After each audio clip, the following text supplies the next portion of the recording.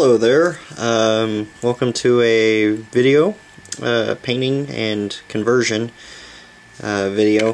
I have already converted this mini and primed it and put on a couple base colors. That's specifically due to the fact that my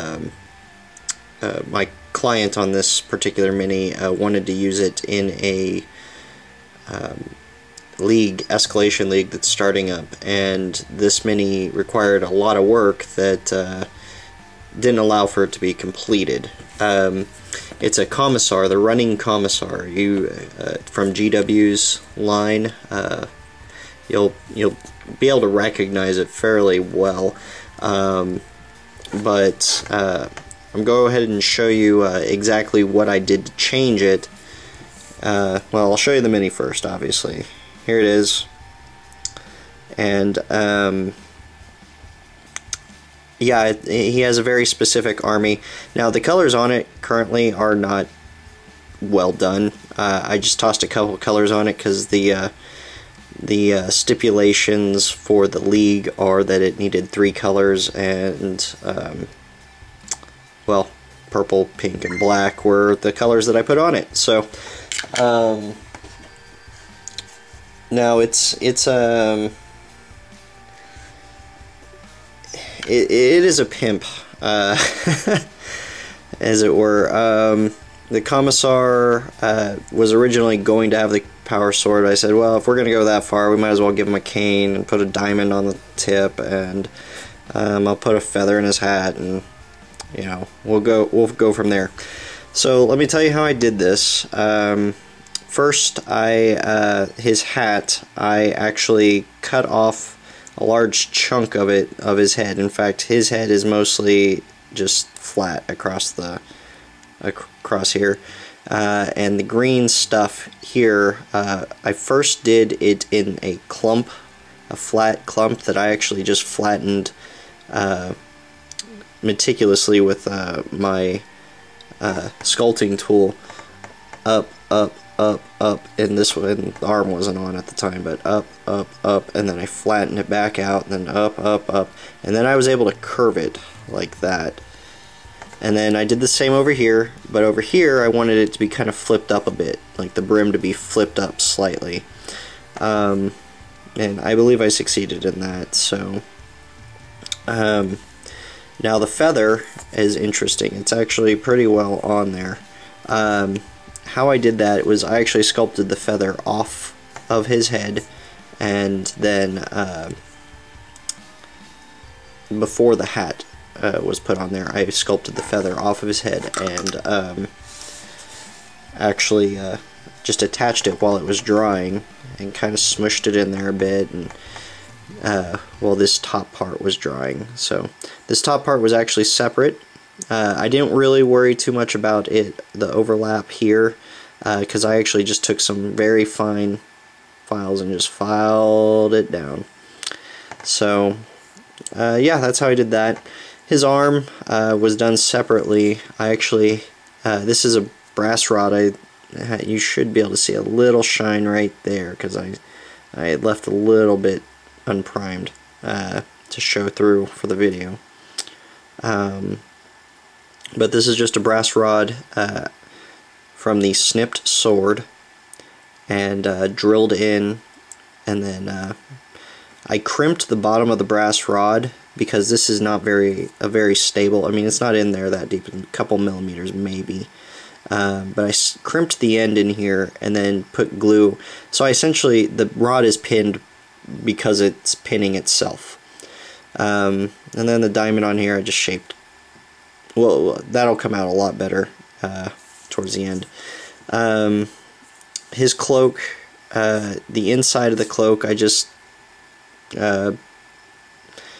essentially put green stuff on here and started doing motions like this to make fur, and then I came back down and shaped the bottom of the fur, and I did that all around here, and I did it very quickly.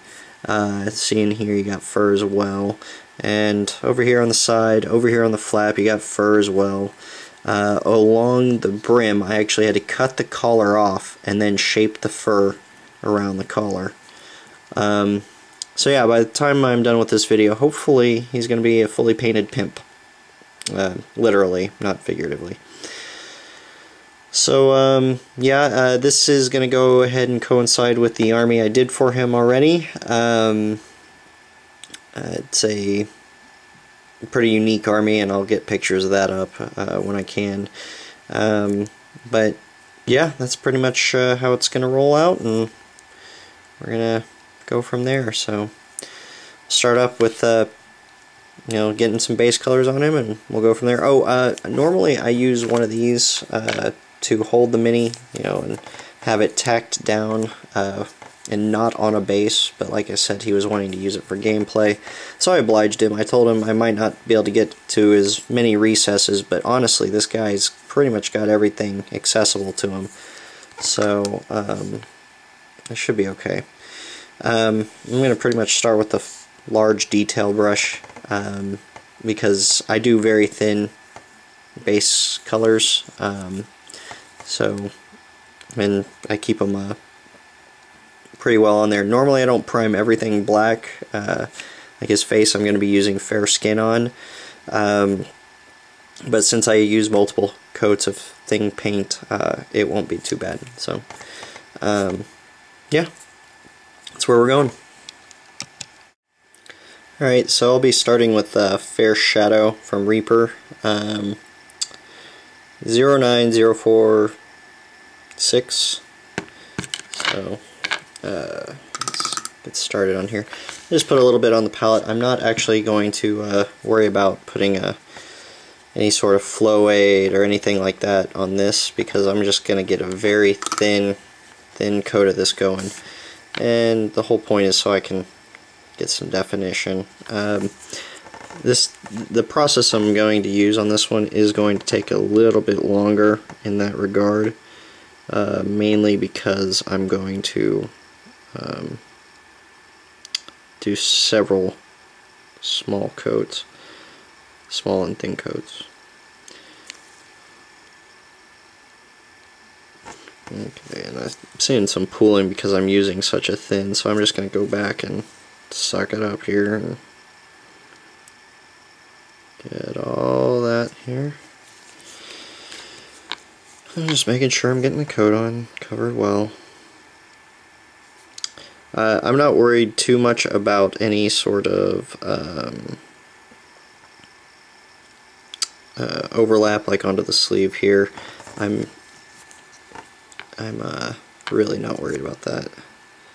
Also, you'll notice I'm wearing a glove on my left hand. The reason is since I'm not using the grip, I don't want to get any oil on this that makes it harder for me to blend later. Blendings can be rough enough as it is at times. You don't need it to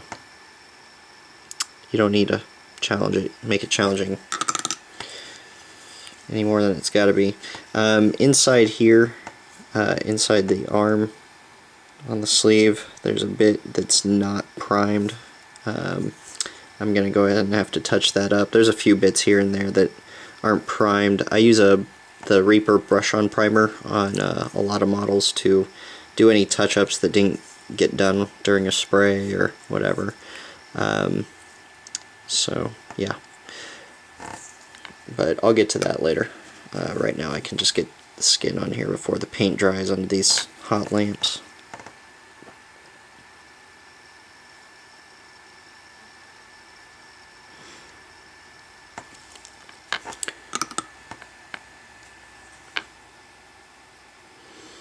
Yeah, the client wanted a very unique look for his Commissar, and well, this is pretty darn unique. The brush is fraying right there. Might be time to get a new one.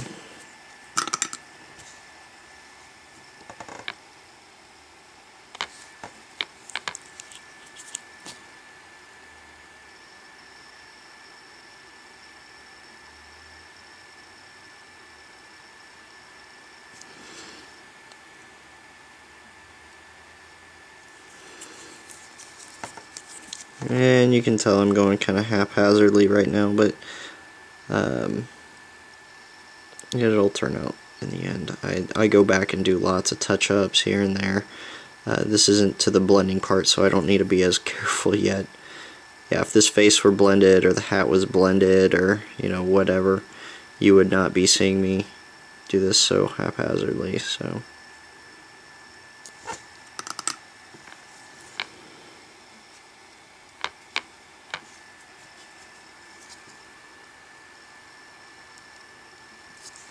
Okay,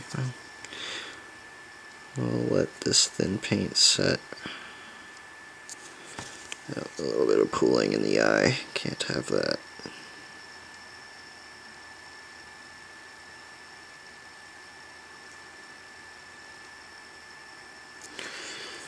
Alright, gotta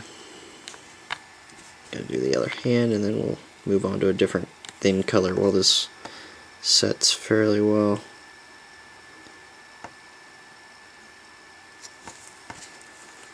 Right after I finish this up.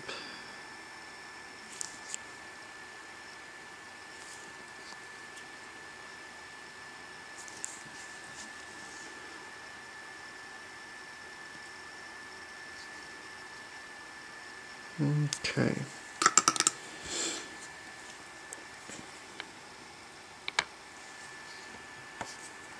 Seeing little bits. Hate to see little places that I missed. Normally get them when I'm doing this so fast. Alright, hand time.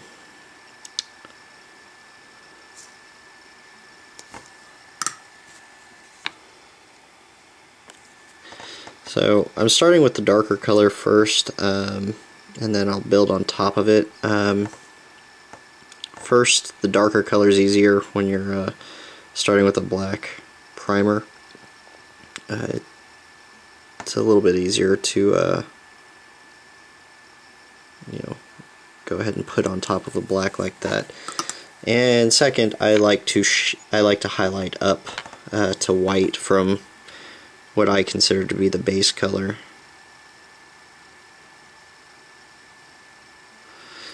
And let's see here.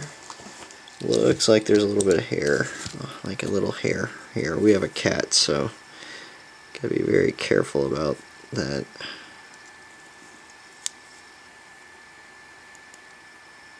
Okay, there we go. Unfortunately, the cat hair gets everywhere. It's kind of a pain at times, but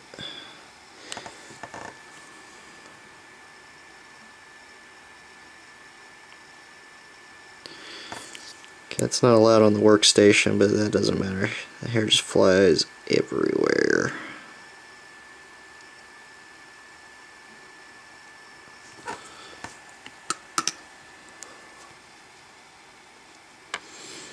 Probably gets up here and paints like I do when I'm away, so whatever.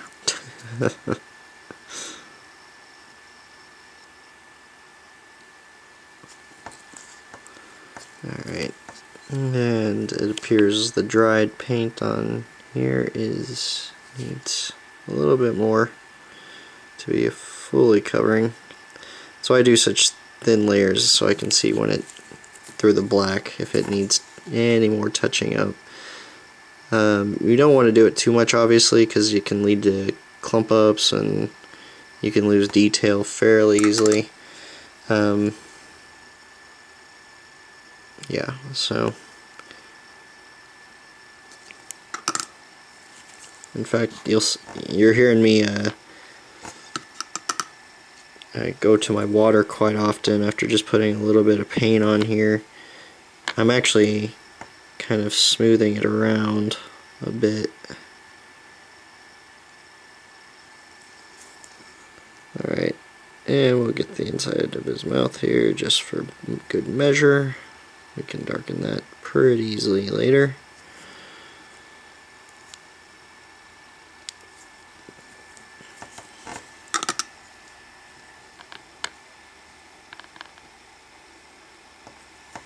I used to argue with somebody that say there's really no blacks on miniatures, and I used to argue with them like, sure there's plenty of things that you can paint black. And I mean, I went on, and nowadays I actually I don't use black for anything but the inside of bases a lot of times, and boots. I mean, I'll use black on some things, but it's boots like leather. It goes shiny pretty quickly. Make them shine instead. So there's definitely a place for black on miniatures, but it's usually the non-pronounced parts, unless you're doing something like, I guess, Black Templars or something. Even then, though, the highlights are what's fun about them. Alright, you can see I got some paint under the hat here, and that's all fine and dandy. I'll come back to the fair color here soon, but we're going to move on to a different color. Like I said, I'm just getting some base colors on this guy, and we'll go from there. Alright, now I'm going to go into Stormy Gray. Only doing this because I really want to get the inside of that, the cloak here, the fur, with some stuff. I'm just going to put it on liberally because I'm actually going to use the Stormy Gray as the dark end here. So, yep.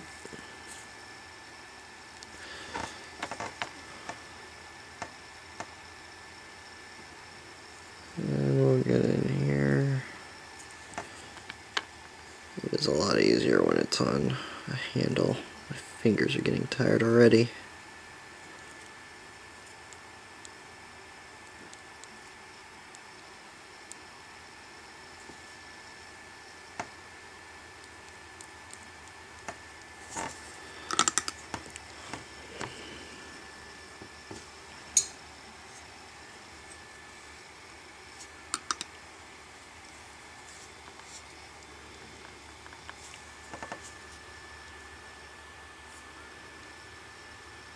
Looks like I'll need to touch up the primer here as well. I'll do that all at one point. Personally, I really like the brush-on primer. Some people don't. I think it comes on really smooth, and I live in Oklahoma, so we have crazy humidity at times, and I can't even imagine how people in Florida prime. If you live down there, I'm sorry that you got such terrible priming conditions, but I know from having been there many summers that it gets so humid there. I don't know how your models aren't all fuzzy all the time, so probably some humidifier or something like that, or dehumidifier in your priming rooms.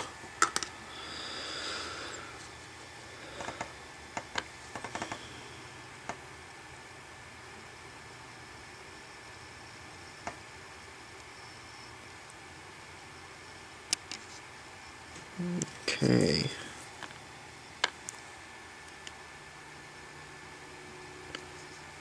That was pretty painless. Probably used way more paint than I should have.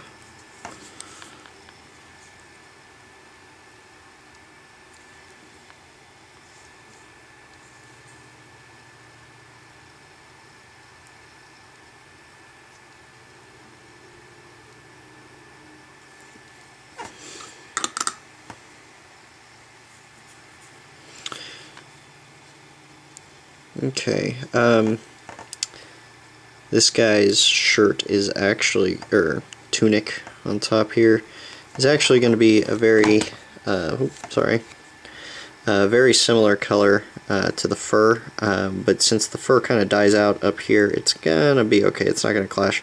The guy wanted pretty specific colors on the Commissar, and specific colors all over the army, so it's a gray, purple, and pink army, And believe me when I tell you they look, how does it go? Fabulous, yes. Fabulous. So, I'm going to go ahead and hit, like, he has all these little bits strung out on the buttons, and well, those are going to be a different color. The tunic underneath is kind of being covered up by him, so I'm going to get the very light glaze of this color under there because it's going to be the darkened version of it. And then the tunic comes up here, and now it's too watery. Let's soak some of that up. Alright.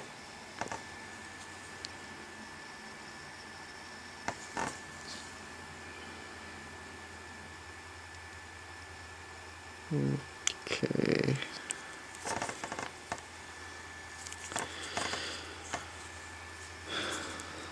So it seems so far like we're using a pretty limited palette on this guy, but I'm gonna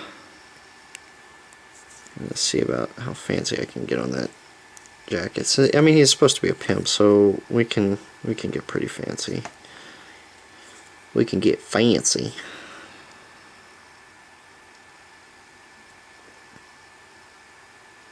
I'll have to see about maybe freehanding something on him too. I don't know.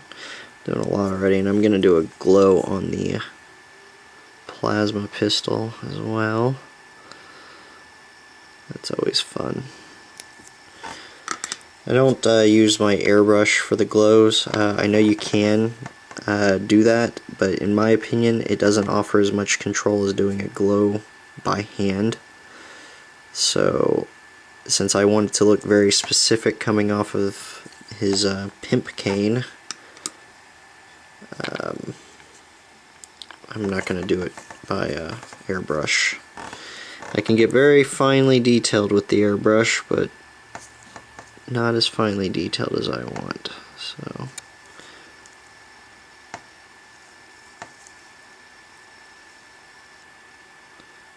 I love airbrushes. I love how much time they can save you. If you watch my my paint 1500 points Space Wolves in 6 hours video, then you'll know exactly how much I love that airbrush for highlighting. I just did passovers of the minis. So, and if you're new to watching my videos, I apologize that this is my first one. I'm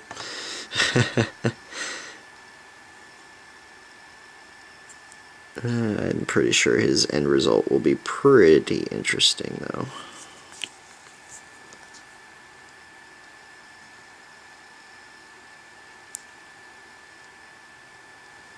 Alright.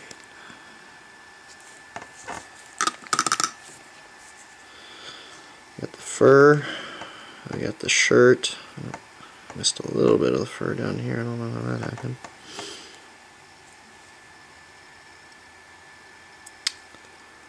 Okay.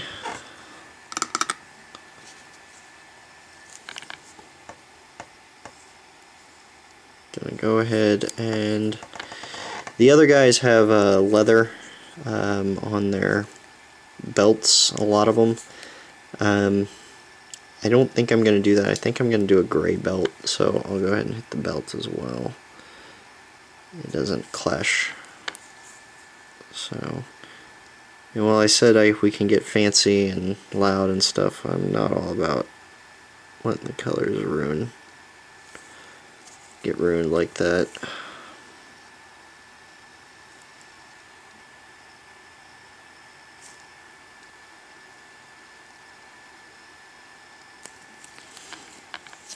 Okay.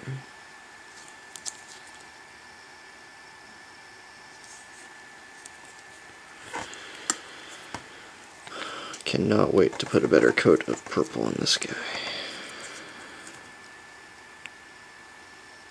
It's bothering me that it's so thin.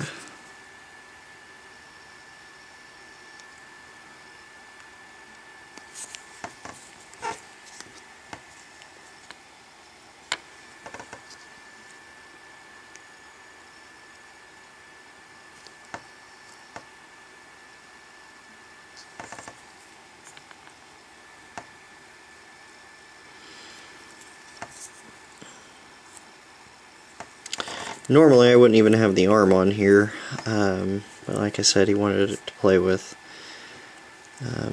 so the arm's on there. I would normally pin that after, or have it ready to pin, and I'll get it like that, but paint it up beforehand, pin it after. But like I said, he wanted it ready to rock and roll before it was done, so no worries.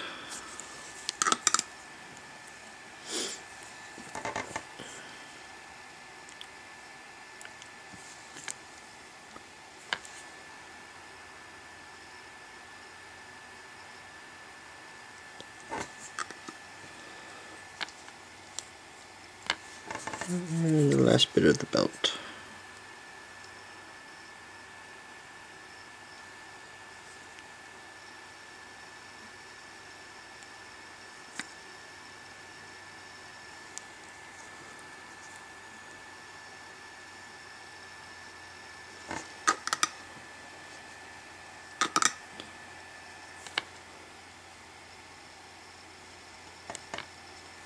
It's like almost too watery now.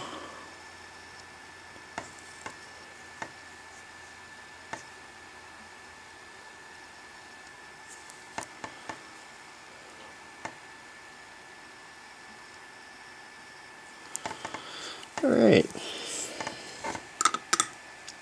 Come back with another color.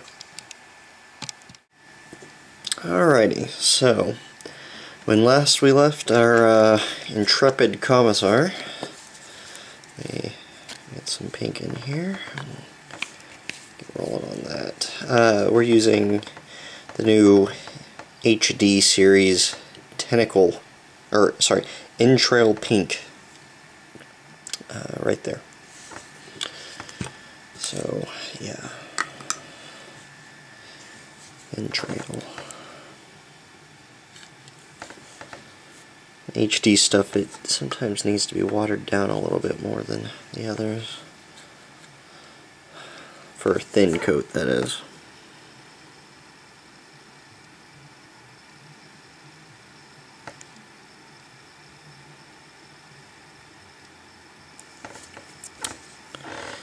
And I hate to say it, but it doesn't cover black very well. It's just kind of the way it is, though.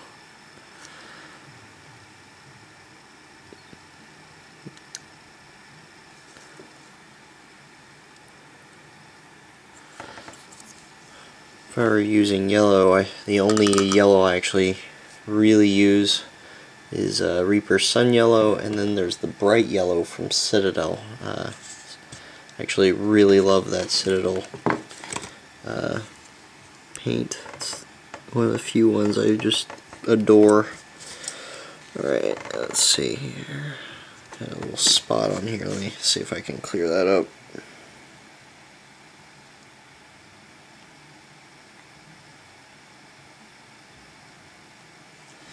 Yeah, I'm not sure how this piece of flock got up here, but it did.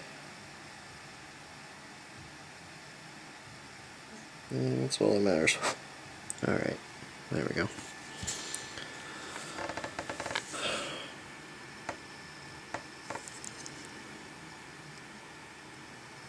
There's a piece of flock right underneath his tunic there.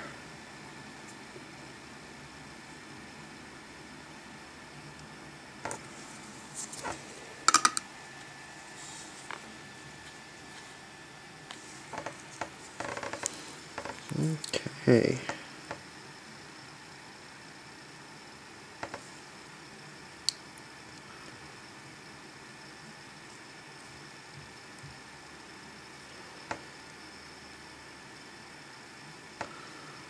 Pink breeches. Yep.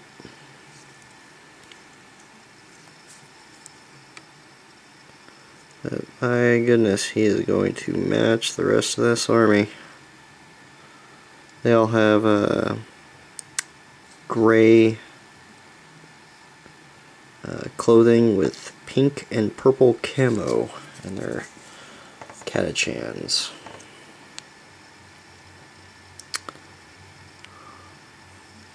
I believe he described them as the quote, flaming 69th. So, and this is their commissar.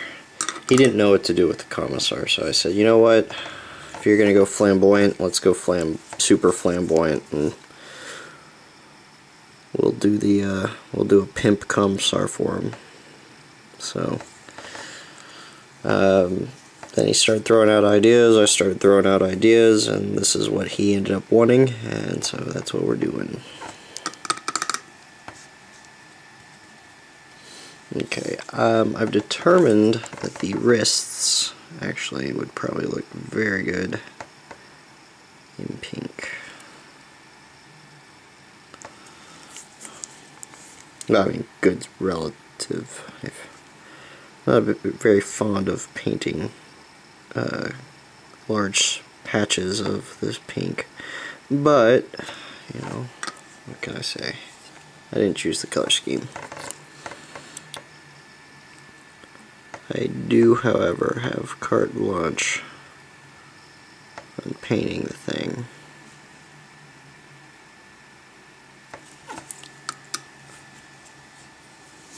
Oh, in between this and the last edit, I went ahead and did a lot of the touch-up on the with the brush on primer. That seemed to work fairly well.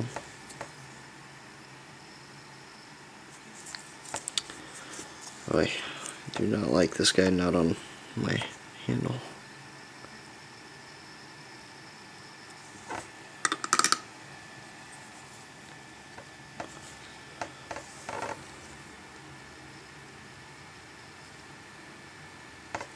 Still have not gone back for the purple yet, but I certainly will.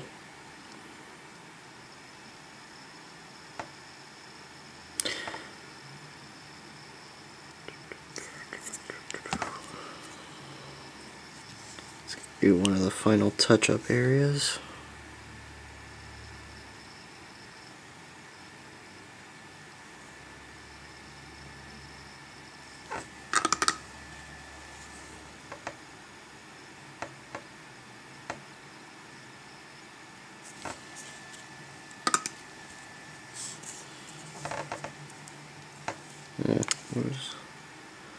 Did not get good coverage. That wouldn't really matter too much because my dark of the pink is actually going to be a red mixed with this pink. But I've decided I think I want the detail on this to be pink as well. I'm actually going to do the standard gold, I believe. Man, this guy's going to clash hard. Like, super hard, but he wanted something crazy and off the wall like that, so we will give him crazy and off the wall.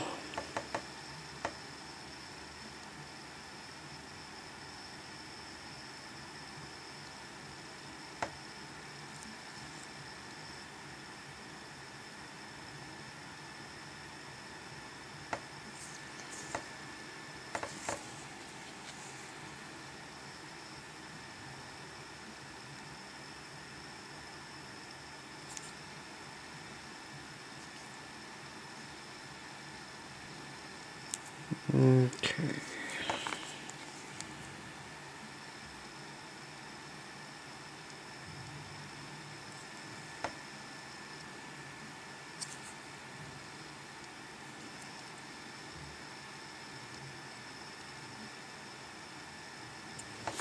The only problem I'm having is that these two colors match and coincide, and they're going to essentially run together.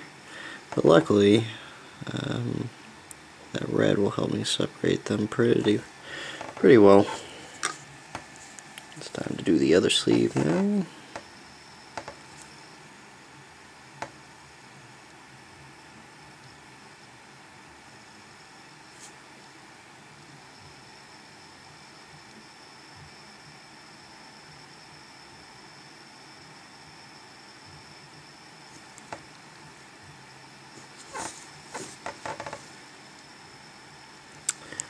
My desk creaks a lot when I move around.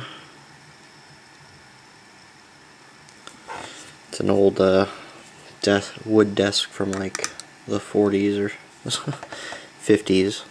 It's an old teacher's desk.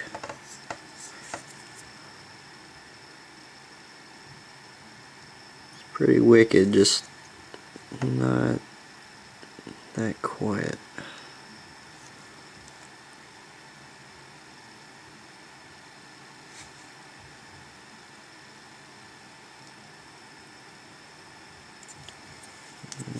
Okay.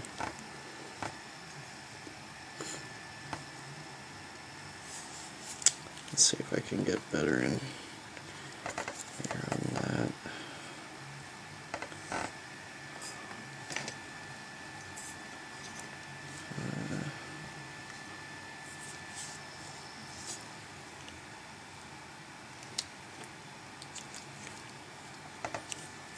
There we go. So, a little brighter.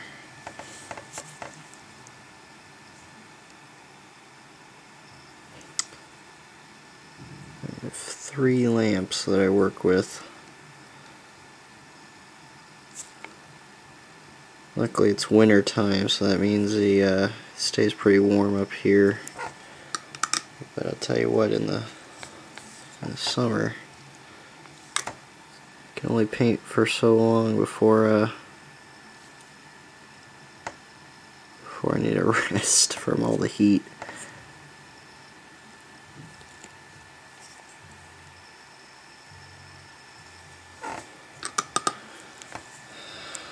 Oh boy. Looks like we're gonna have to get in here. Ooh, that's gonna be a major fix area later.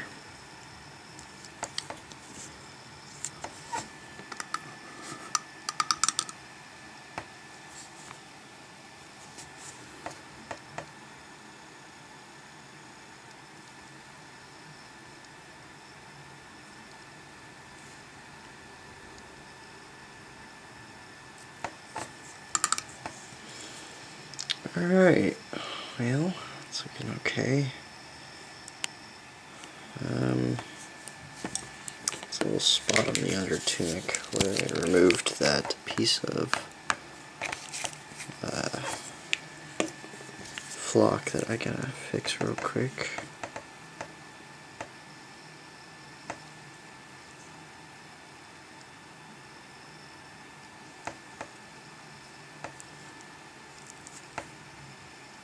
Okay. I haven't quite decided what color to make these tassels yet, but I'm pretty sure I'm going to try to match it to the actually, you know what, I'm just going to probably do pink and give them all different depth and whatnot. So I'm going to have to use a lot of red and white on these. Gosh.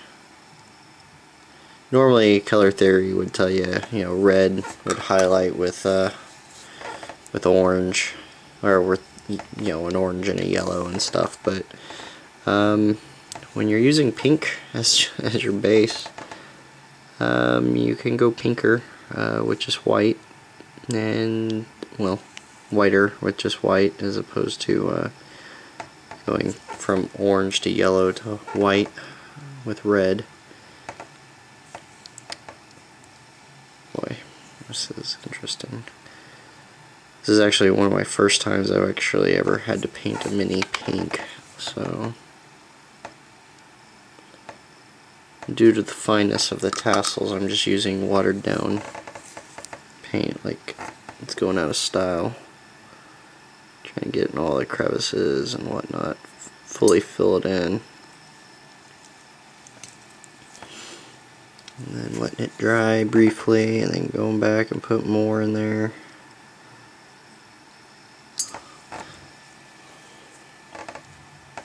Most of it's not going to matter because I have red to put in there. So, alright, well,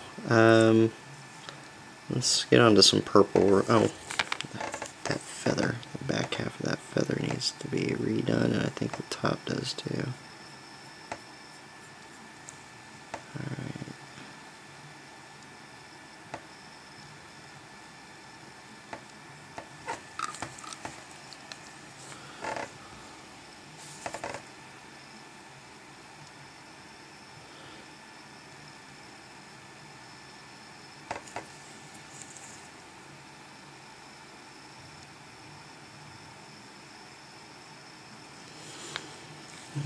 Okay.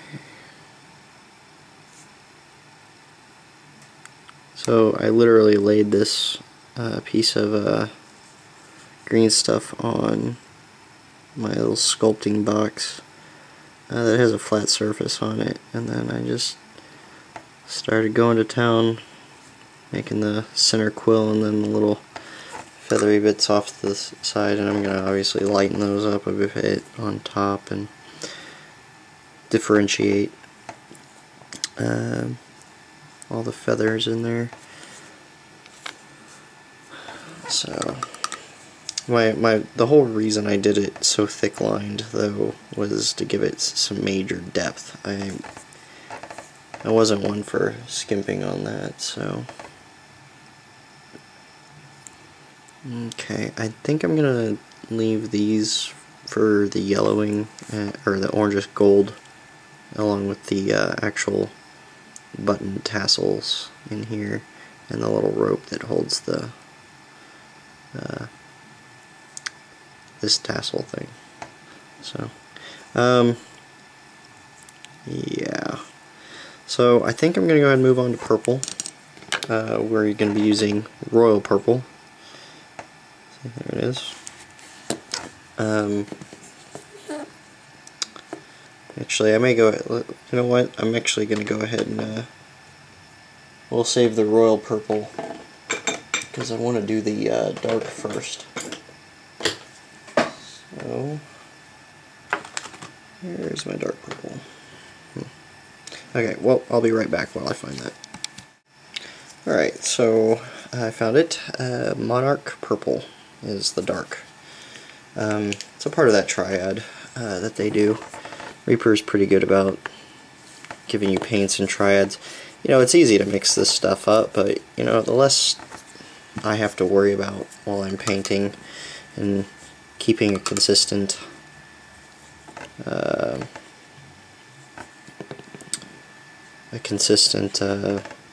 base of colors, that I don't have to go back and you know, really mess with again. That's more useful for me than saving a buck or two and mixing my own. What I'm doing here is I'm just pre-shading, really. There's some surfaces that I'm obviously going to hit up with lights, but there's some that I need dark in the crevices, and I don't want to, since I like to shade or highlight up, I might as well go ahead and do the shades now in the obvious places, and just, if I have to, I'll make them broad strokes. But the paint's watered down enough that it's, I mean, you're going to obviously be able to tell it, but I am, ooh, that's not good.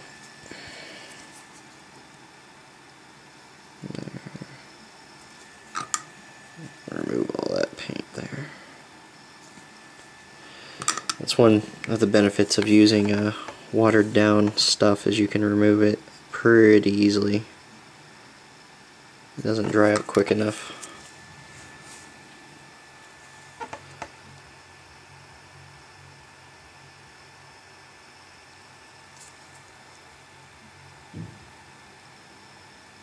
Alright.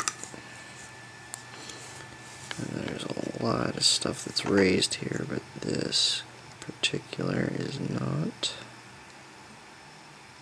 This got a shadow on it, and this because it's bent like that.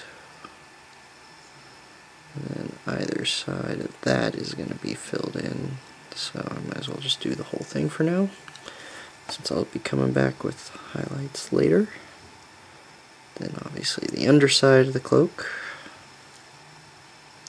In fact, I might mix up a little bit of blue and with this dark blue and make that even sharper.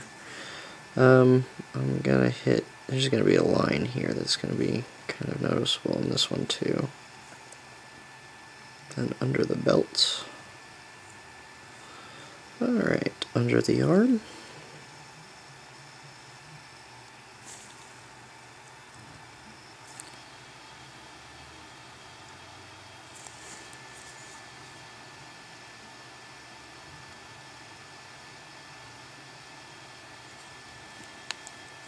Okay. It's getting nice and dark. That was not watered enough. Good thing I didn't touch anything with that. Alright, and then gonna have to get in close here. Apologies if my brush end hits the camera. I'm not quite used to painting like this yet.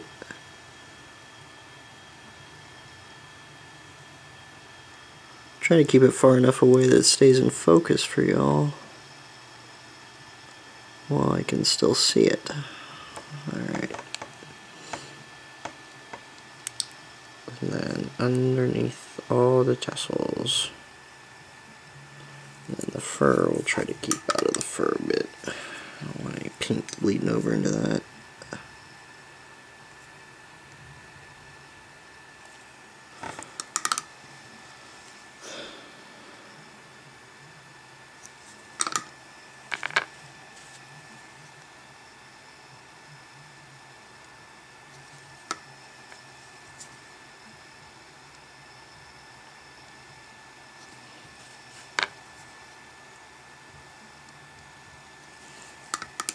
Okay.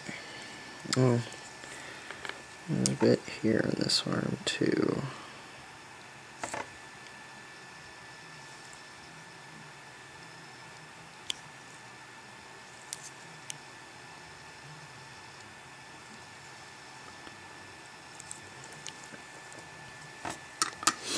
Alright, now the hat.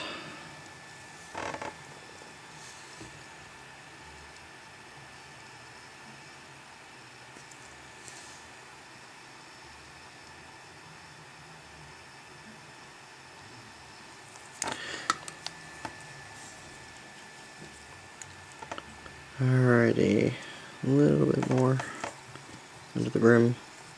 I'm actually probably going to have to get too close for you to see this under the brim here. So I'll go here and then I'll go ahead and cut off the video and do that real quick and get back to you. But I am almost done. Oh, and then the feather will cast enough of a shadow that I can go ahead and fill that out there.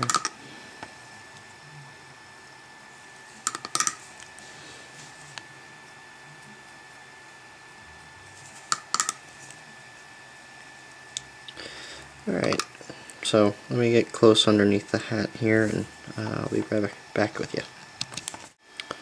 Alright, so we're back again and I've got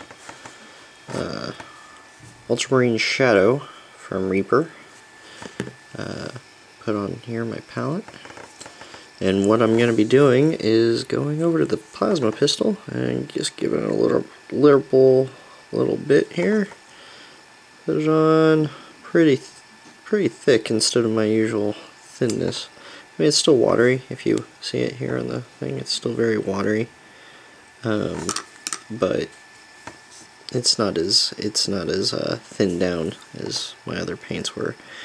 And I am just gonna spread it around here. And the reason I'm doing this is I will be putting silver on this gun, but there will be the ever so slight undertone of it, and I like the little slight undertone of it.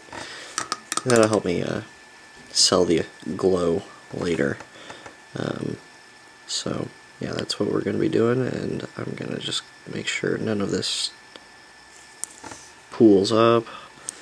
And it's actually pretty rough to see on camera here, but yeah, it's slightly blue.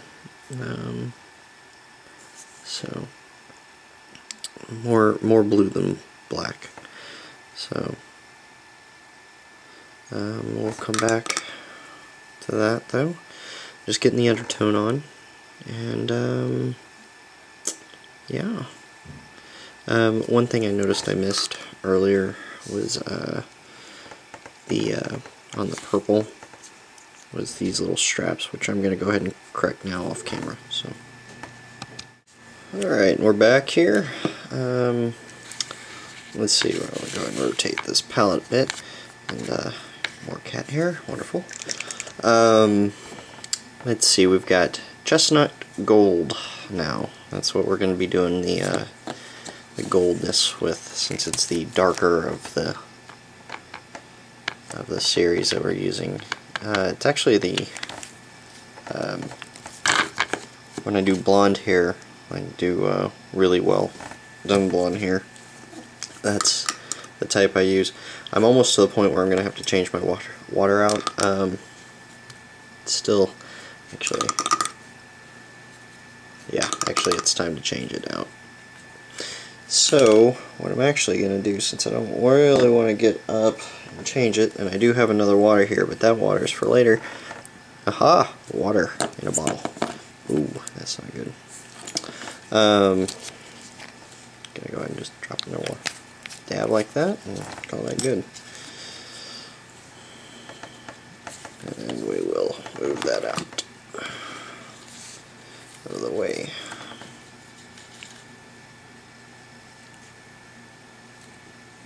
Okay. Alright.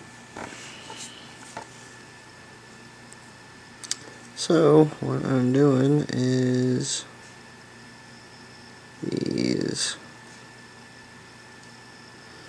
Nope. Don't want it too runny, because then we will lose the underneath. Now, I think I'm just going to brush lightly over the top of them.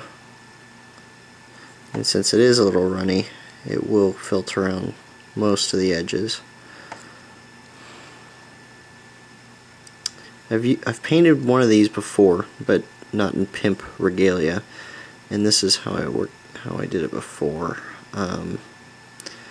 Actually, the previous one I did was like running through snow. He looked like normal. He had a little bit of stubble. It's pretty cool looking, but yeah, this one, I actually even did the gold on that one before, so that's why I kind of had the idea to do this again. Now, like I said, we're just laying down a base coat. These are not the blended colors. We'll get to that in a second. Well, several long seconds, I guess, minutes. And here with this, now if you see this down here in the paint, actually I have a really runny and wet side, and then very stiff side over here. That's actually a part of the plan. I'll show you why in just a second once I get these done.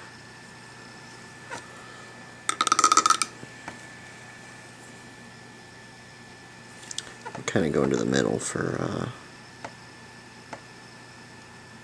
the paints I'm wanting to use here. Oop. See, that's too much. That's why I have separate brushes over here to soak that stuff up.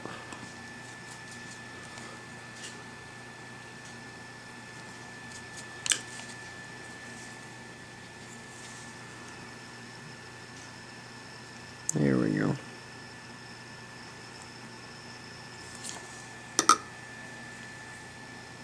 I still have some of this purple left over here to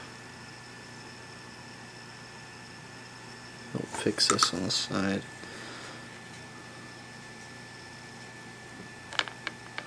Yeah, maybe not. I guess it's dried out.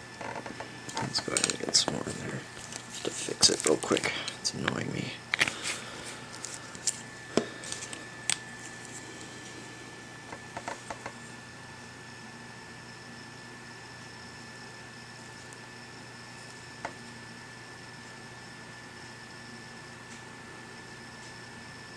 This is much harder to paint further away, I have to admit. Normally I'm all up close with these, so I have really good vision up close, but terrible vision far away, so that's why you'll see me wearing glasses in a lot of videos. Let's go ahead and finish up these parts. Don't want it too runny because I don't want it running all over the place over here. I'm not losing any detail yet, so yes. I have this stuff way too runny. Alright, note to self, get that fixed. There we go.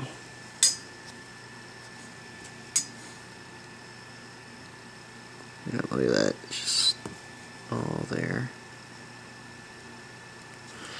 Alright.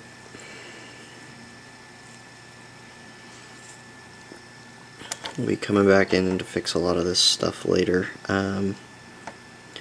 but we're going to have to go ahead and do up here now. Okay, I'm going to wipe a little bit of this water off. There we go. Coming up here now.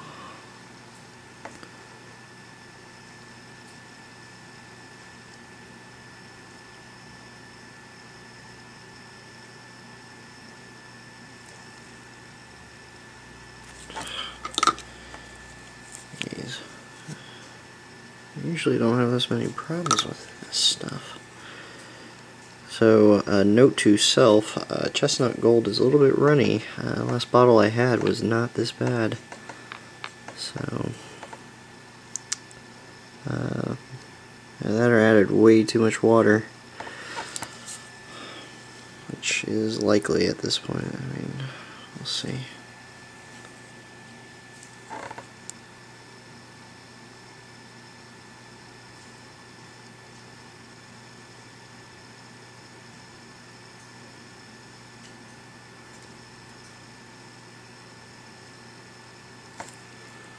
Alright,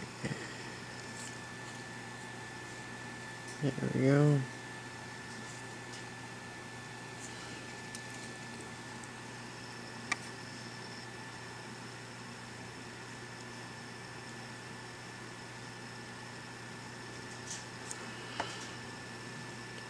You saw me mark my thumb there. If you're wondering why I did that, it's actually because I like to see the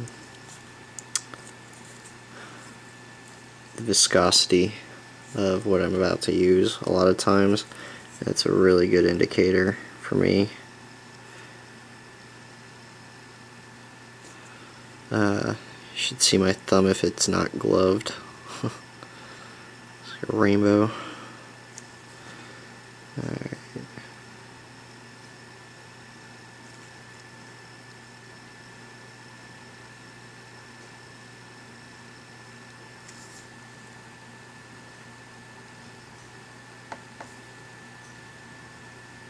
Alright, here.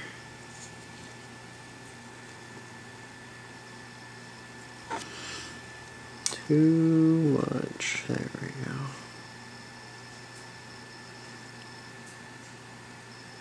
Another cat here. Wonderful. Swear. This cat is this close to not being allowed in this room.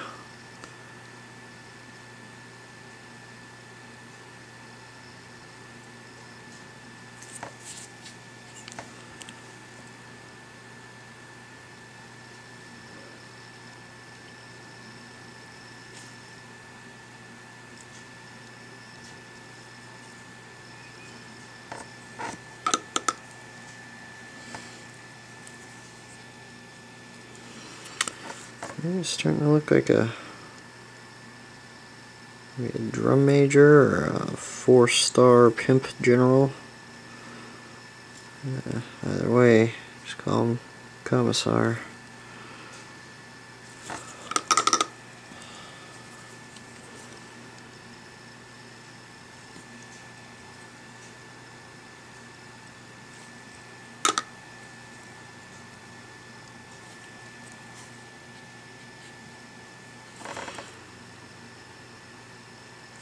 Colors look so wacky together.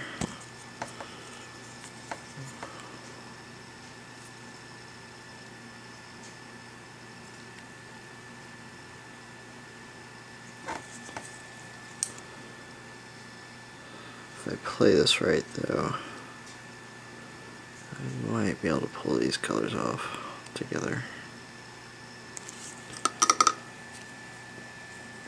What I'm trying to do is use it on purple and on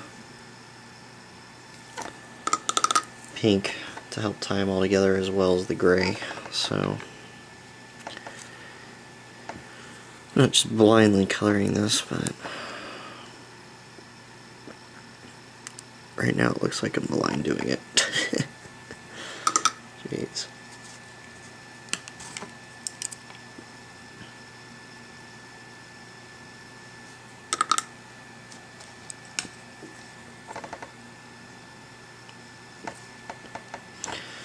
Alright, the tip of the cane is actually going to be like a diamond, so that blue that I put on there earlier, I need to actually put that on there. It'll be pretty quick there.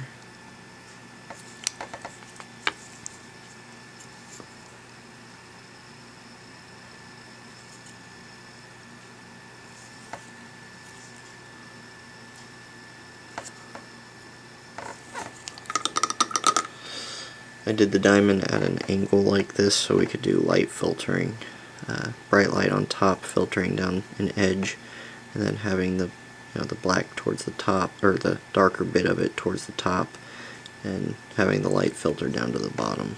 So it'll be brighter on the bottom than it will be on the top, but I think it'll look pretty good that way. So alright, so I left the obvious things for last, mainly the metal. So yeah, let me go ahead and get some paint and we'll do that, and then I can wash out my 2 water cups, mainly because I don't like metal flakes. I do not like them at all. So we'll do that. Alrighty, so I'm back here. We've got tarnished steel going on next. Mainly going to be using that for the gun and the belt clasp, as well as I'm probably going to use it on the pimp cane, as it were. So, because I'm not going to make it a powered pimp cane, because I'm already going to have a glow here. He didn't really have a preference. The diamond will look, fanciful enough if he wants to use it as a power weapon. I don't want the overlapping glows though. It's already gonna have one as it is. I don't mind doing overlapping glows. It's just I think it'll be tackier than this model can handle. It's already bordering on that. So I'll go ahead and get the tarnished steel going. Now, I'm not doing non-metallic metal on this because it's actually going to be used on the board. So let me thin my silver down just a tad. This one doesn't need much thinning. But anyway, it's going to be used on the board, so no sense in doing non-metallic metal if it's not going to be a display piece.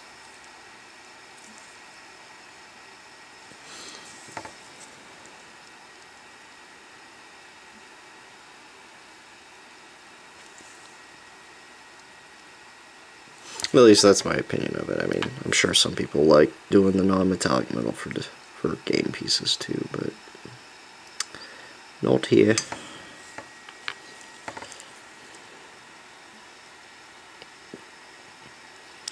I think his specific instructions were make it look like a pimp, and that's what I aim to do.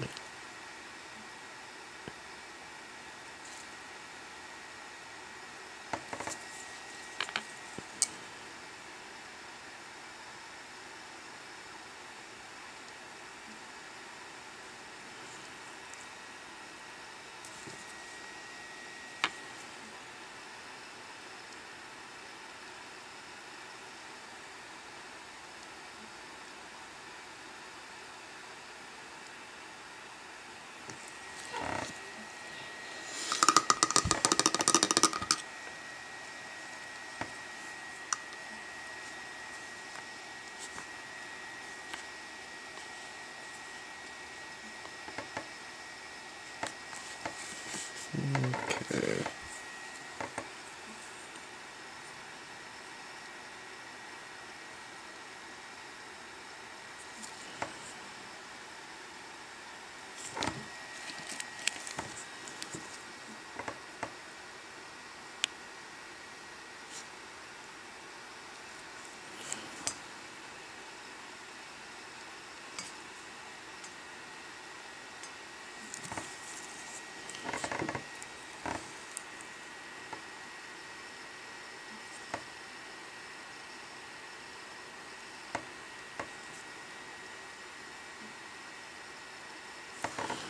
Now, I could leave these venting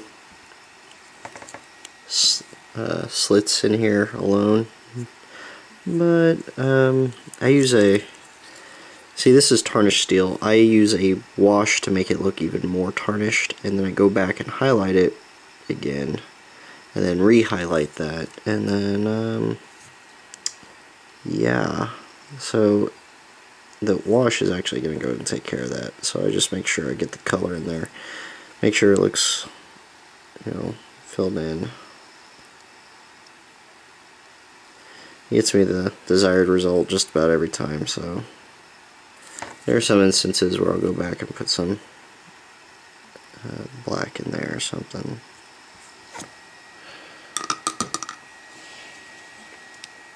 Now, I haven't switched out my water yet. That's strictly because when I'm done with this stuff, I'm gonna switch it back out. So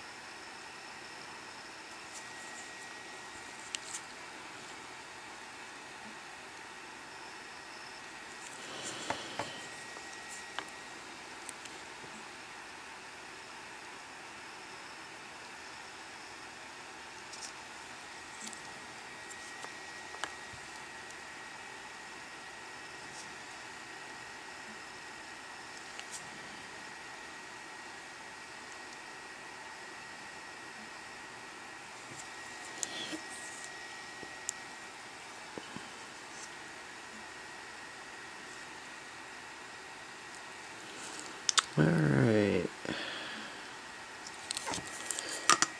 close to getting that done, and then I'll do the buckles real quick, and then we'll switch over to some gold.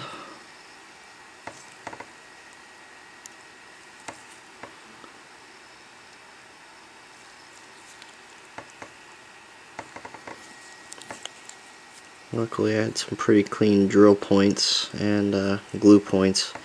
That's why I did the internal structure and crimped it and then glued it inside of the actual thing, because I wanted a clean paint point, so without really having to work for it.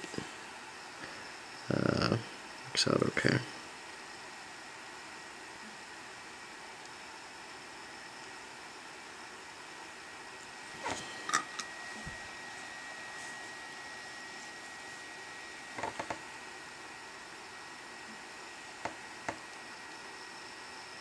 Looks like I missed his finger over here through the chamber, or through the trigger chamber. That's one finger he'd lose pretty quick.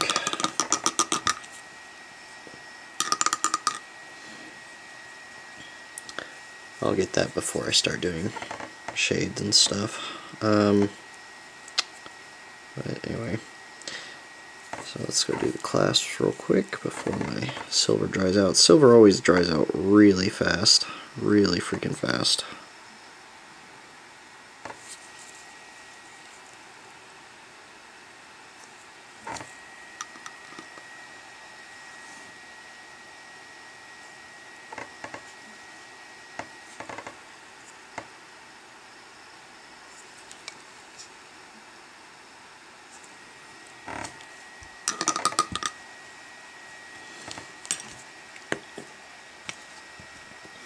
So, it's dried out. Let's go just a little bit more. Just need it for a clasp.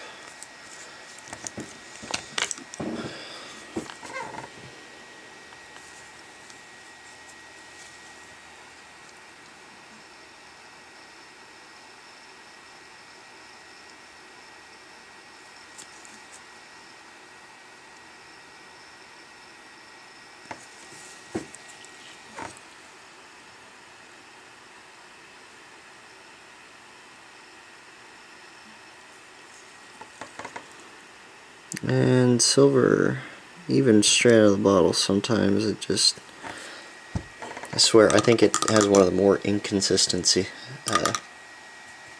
flows than a lot of stuff. I mean, you can see how it kind of just ringed the edge here.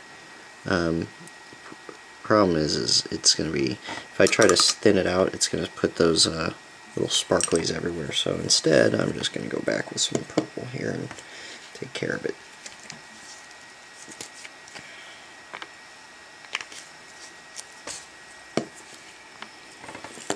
So I'm going to get close here.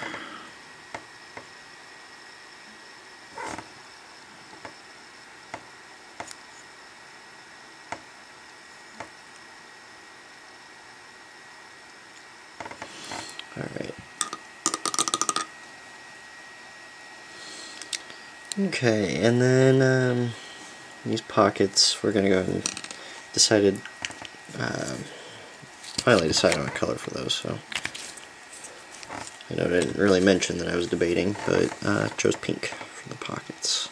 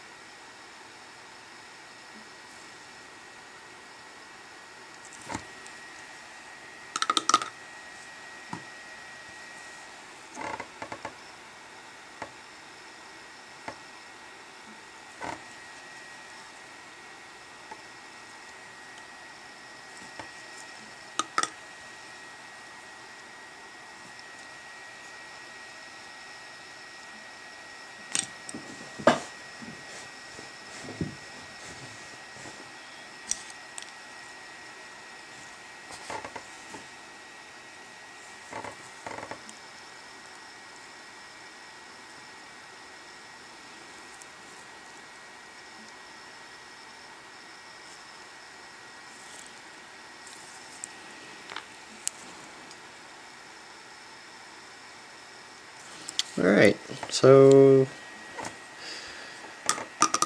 just a little silver to go, or gold to go. I'm choosing antique bronze for that.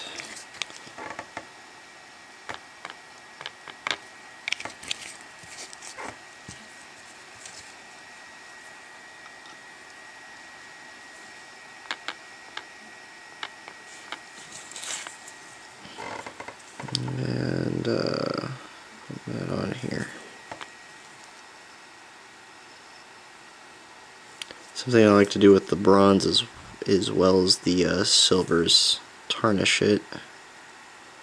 I'm probably not going to tarnish the cane itself. probably just going to highlight it as well as do a afterglow from the plasma pistol. So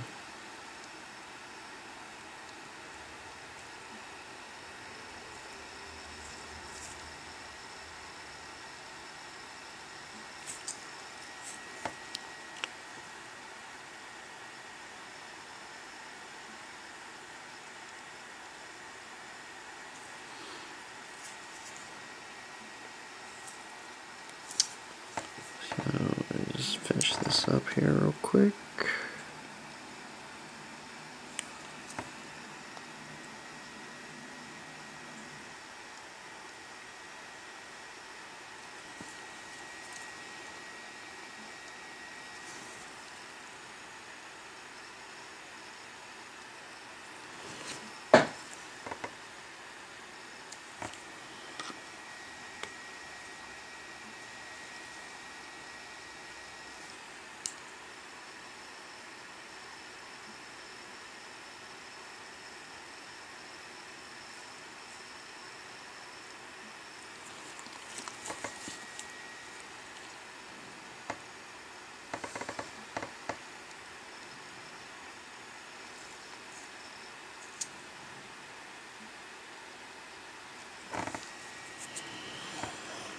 Okay.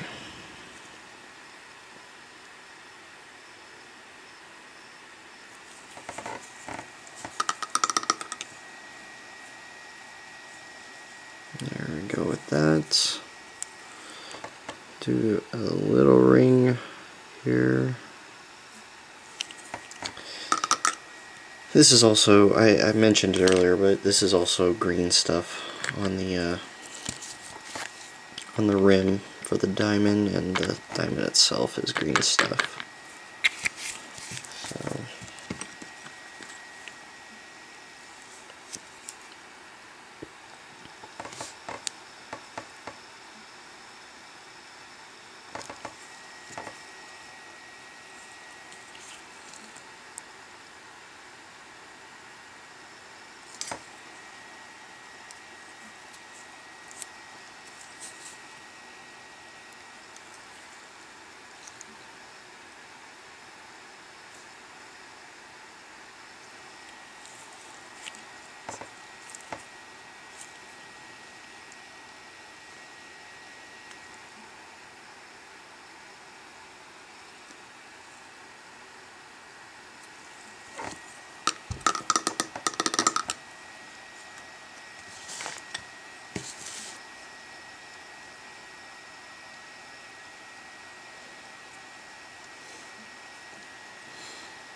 okay, so we got base colors on. I'm gonna go clean out my water. Alright, so we have our mini here. Let's go ahead and let's see, where should we start? I kind of like to start at the we'll start at the face, because, well, there's a large amount of face to be had.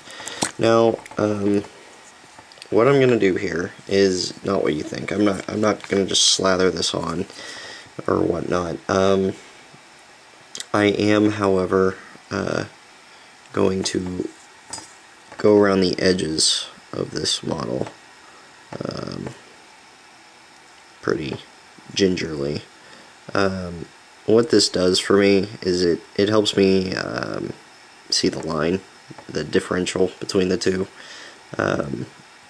If colors are very similar, this won't work very well, but that's what I'm going to do here. I'm also going to do it around the eyes, just lightly. This is Devlin Mud, and all this is doing is getting in the recesses so I can see the edges better. I don't always have to do this, but when I'm so far away from the camera, I kind of have to.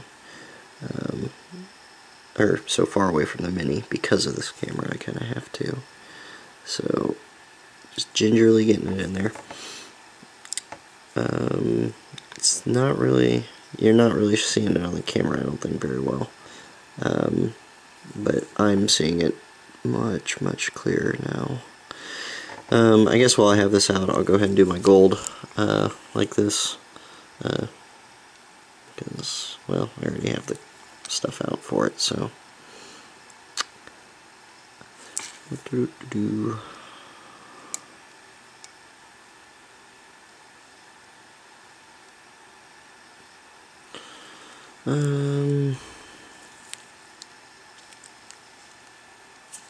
gonna do this over here in between these fingers real quick too.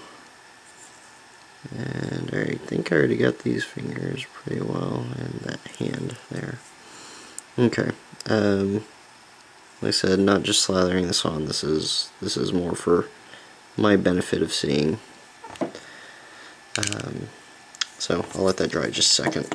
It won't take long. There's really not much on there. Alright, so while the face is drying, since it's not going to take long to do that, but I'm going to go ahead and grab a drying retarder. The reason I do this is because it kind of diffuses the paints a bit, that and water, when I blend. So, you saw me do the darker color on the purple earlier. So what I'm going to do now is use the lighter purple over those dark areas that I want to blend up, and I'll go ahead and see about how much I used there. I'm going to use about half a drop of, yeah, let's soak some of that up before.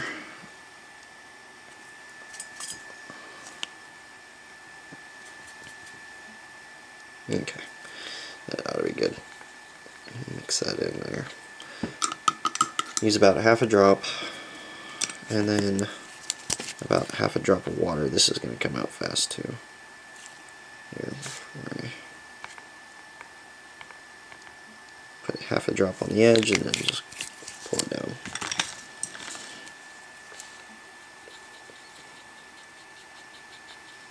Okay, actually, I probably needed a full drop of water. I'll show you the correct consistency here. You'll be able to see it pretty well on the palette. Yeah, that's about what I blend out right there. It needs to be a little runny, but then slightly shrink up just a bit. So that's about the correct consistency. Now I will leave some darker stuff over here in case I need to blend it back in. It's too wet or not enough pigments in there, something. So I'd like to have a little bit of a backup.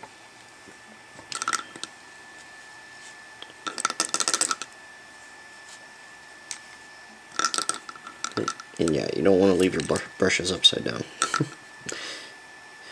Alright.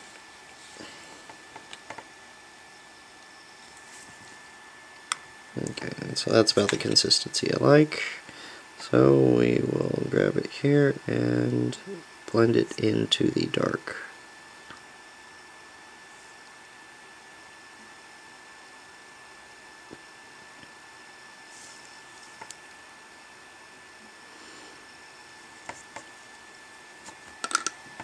Now if I have too much pigment on one side, I can always pull it up with water. And in my opinion, this is probably the easiest way to blend. I've not really found an easier way. The results will be a little bit more pronounced when I get to the higher color. But you should see some of them pretty quickly.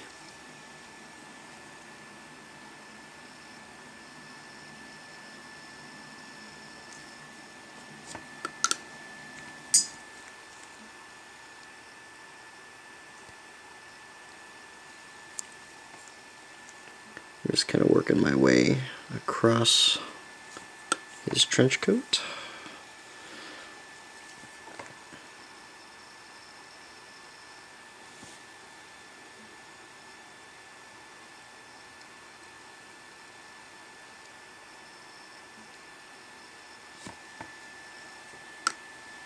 Okay, and while it's still wet there, I'm going to pull it out a bit.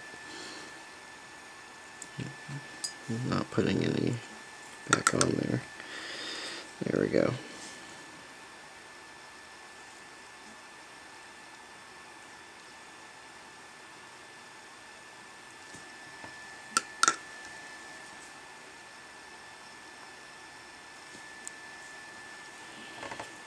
Alright, working my way up a bit.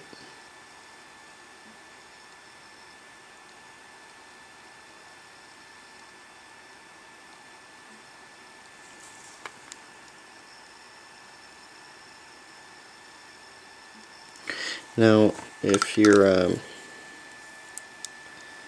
wondering why I'm shading certain parts, it's because I'm looking at the top down. This is the common way to do things. Now there's also OSL, which is object source lighting, but I'm just doing the standard top down lighting. And I will have OSL coming from the gun, but it won't be the only object. But anyway.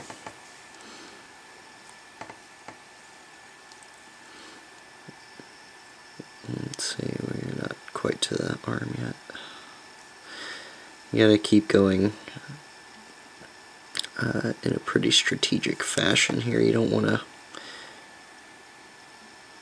jump different parts. I have the I tend to want to. I'm not going to highlight this much except for like a little edge here, mainly because it's right under the arm. So I'm letting that shadow fall where it is. So I'm going to continue with the trench coat, even though I do want to skip over that arm for some reason. It's just calling out to me to do that. But these are pretty hard lines because the rounded edge that it falls under, that the darkness falls under, is it's very sharp. It's it's very deep round edge. So I guess opposite of sharp, but you know, yeah, I think you can see there's some really deep wells there. So there we go.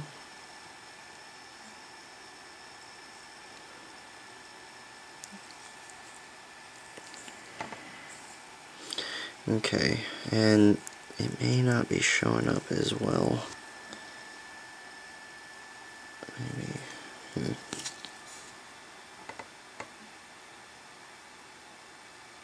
There you go. Kind of seeing it over here. So it'll start showing up even more when I go higher, a higher purple, almost in the realm of pink.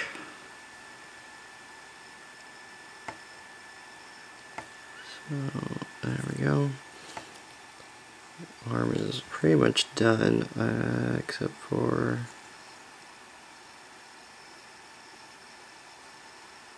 there we go. Go back over to this arm now.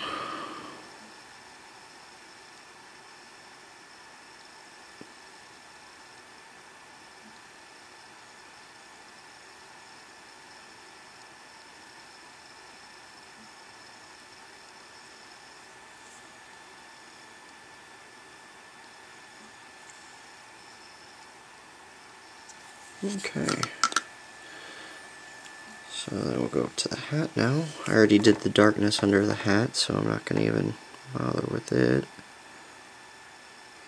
Now, I purposely shaped this hat to have varying levels of height. So,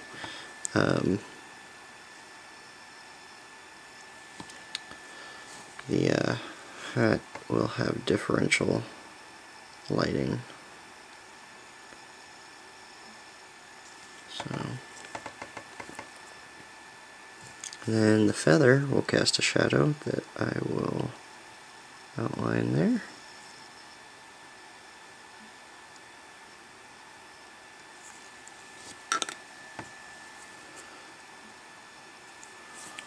So, there we go.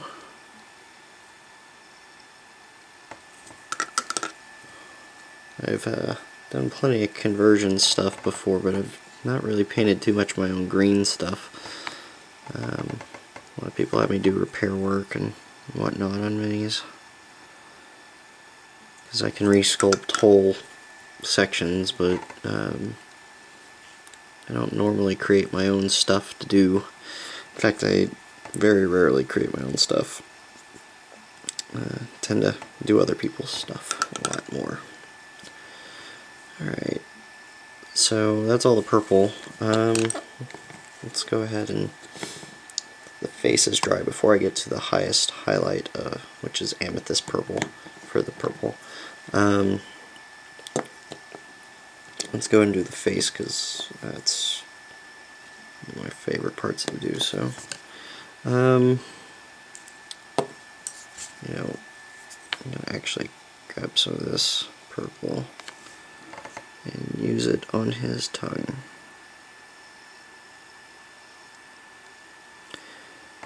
And the reason I did that was because the tongue was already white, and white tongue with thin downed, well, off-white, but white tongue with thin downed purple makes for a good solid pink. So I'll go ahead and call that really good. I'll come back in there with some red and finish that up a little bit after I get done with the face. What I'm going to do for the eyes, oh, the eyes, gotta love the eyes, right?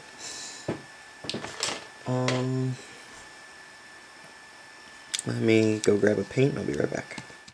Okay, so what I went and grabbed is cloudy gray. It's coincidentally very similar to the stormy gray that I have on all the other stuff. So, or I guess I have cloudy gray on everything too. But the reason I did that is, first off, I'm not going to dilute it. I'm going to grab a little bit of water just so my brush doesn't soak this stuff up to high heaven. And I don't want it runny at all. And what I'm going to do is get in close and proper.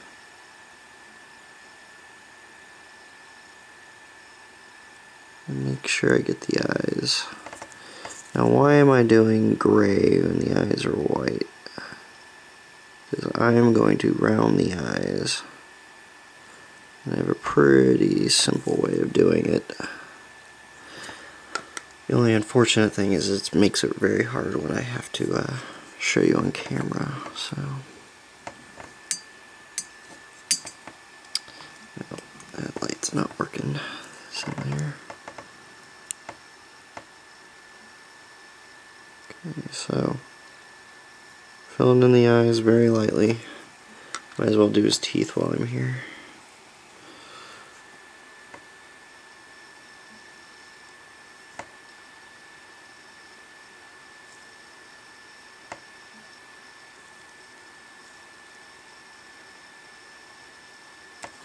Now, why am I doing his teeth that color too, is that I'm going to very lightly bring the front of his teeth up to white. I figure commissars have good dental work, so that's just an assumption, obviously.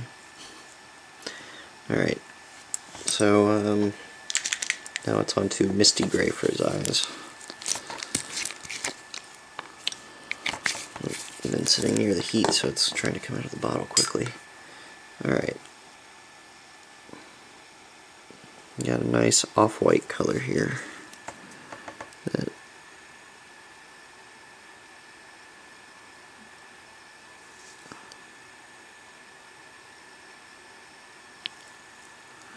Alright, so his eyes are in there. I just barely touched up around the top and the sides of the eyes. And the reason I only did those is I'm giving the illusion of depth with the darker gray and the white. So now I'm going to go ahead and actually color his eyes. And it looks like he might have blue eyes, sapphire blue eyes. I don't know why, but okay. Now that's really thick paint, so I'm gonna go ahead and just get a little bit of water in there. I don't want this runny though. That's the last thing you want when you're doing eyes. Okay, now to a sharp point. In fact, I think I'm going to switch brushes.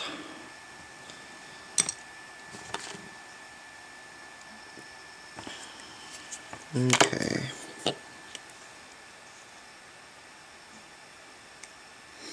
Alright, here we go. I'm going to fine detail brush from Citadel. Now, I have some Kolinsky Sable brushes that I use, but I do actually like these pretty well. Let's see if this focuses in for you.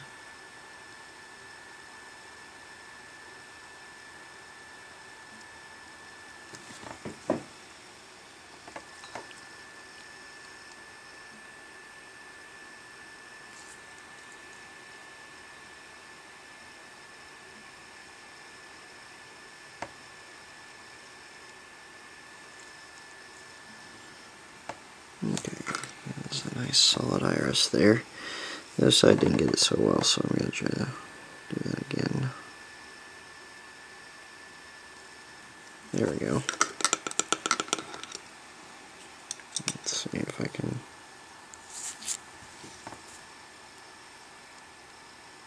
Yeah, you can see it on the left side. Okay. So, fine detail it is. And now, for the coup de grace. Pure white.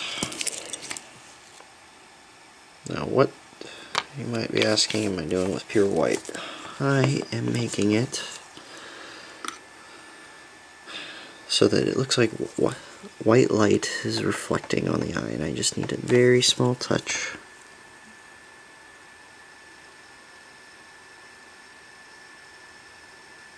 Two little dots will do it.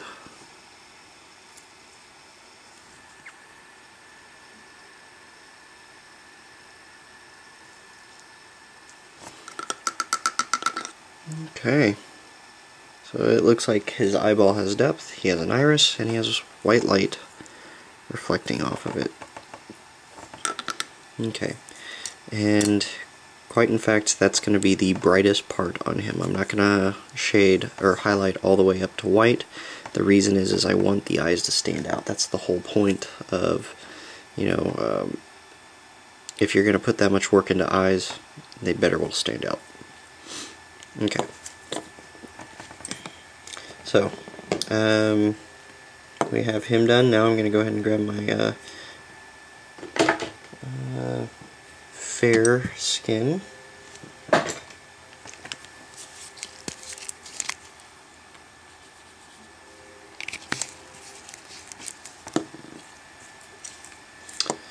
And I'm not going to be using a whole lot of this, but I still would like some drying retarder on it to help diffuse it a bit.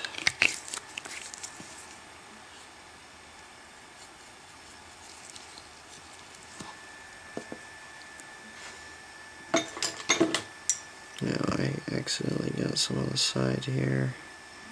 I'm just going to soak up with a different brush. I keep different brushes nearby just for that reason. I leave them off to the side and keep them dry in case I need to soak up any water.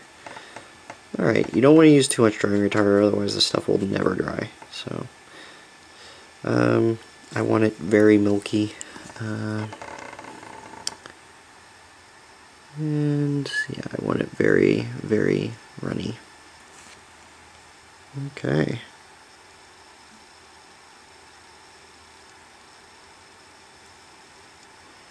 The only problem is you don't want to get anywhere near recesses when it's this runny. It's literally meant to almost just be a glaze on top. You can already start seeing a lot of definition. Oop, that was too close to a recess, and luckily it's runny enough that I can just pull back after drying off my brush. There we go.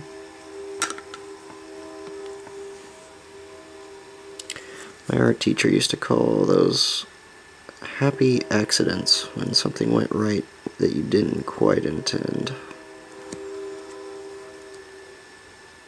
I just call them mistakes and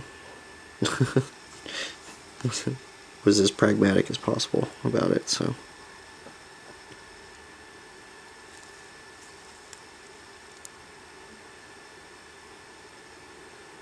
Okay. So, there's that. Let's go ahead and grab the fair highlight now. Fair highlight.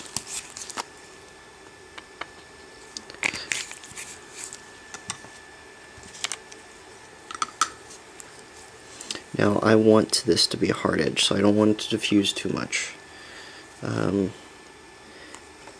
Especially while it's already drying, I don't need to do that too much. So harder edge is gonna go right there on the cheek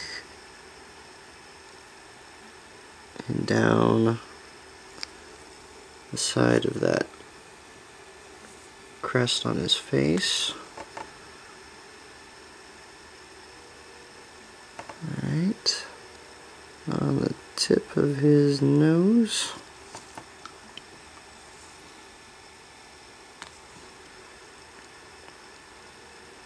And his chin. And the lips have been left pretty much alone, but I am going to highlight a small portion of it over here, because everybody's lips, when they're a little bit wet, reflects just a bit. And now that I will diffuse out with water. Just a little bit of water. You don't want to put it too much. Alright, so pretty much got that squared away. Kind of getting the side of his mouth too. Leaving the definition in that crease though, which actually in my opinion might be a little much. So I'm going to go back and lighten the very hard edge on it. There we go. I went back with fair skin on that one. Alright, so he's seeing pretty well there. Alright, so I'm going to go ahead and get the colors I need for the next bit, and we'll get going on that. Alright, so what I did is I went ahead and finished up the rest of the skin, mainly because I'm sure you'd want the video to, you know, not last forever. So we're going to go ahead and do the amethyst purple. The reason I'm showing all these steps is mainly for those that are wondering how, why I chose certain things. We're also putting in drying retarder and water again. This is just how I found works really well.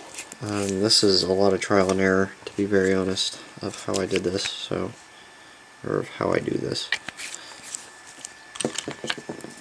But yeah, I went ahead and did the rest of the skin and his teeth, his good dental work. So,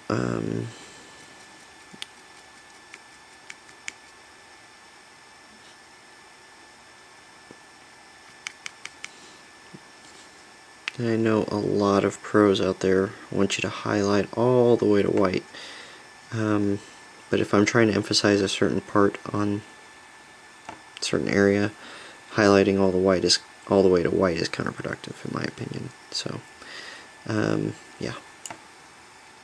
Alright, now this is going to be a really stark contrast. I mean, just watch this. This is, wow, you know, look at that. Well, the reason I'm working on this so quickly is because I got my purple over here that I did this earlier, and I didn't want it to dry out. I'm actually going to blend the two together actively on the Mini.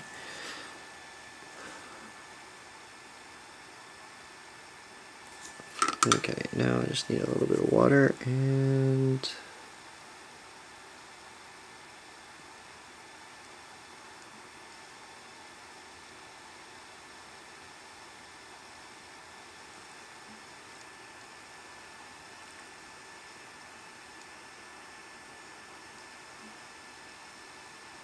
There we go.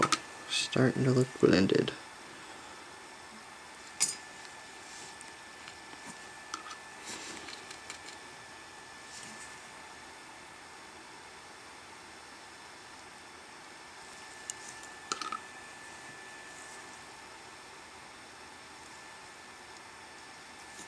Okay, I want a little bit more of the amethyst in here. Alright.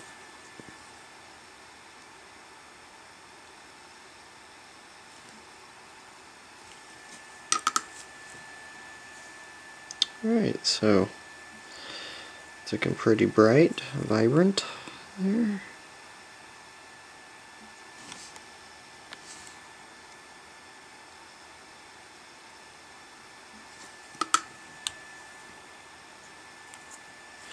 Let's go ahead and get the rest of this puppy going here.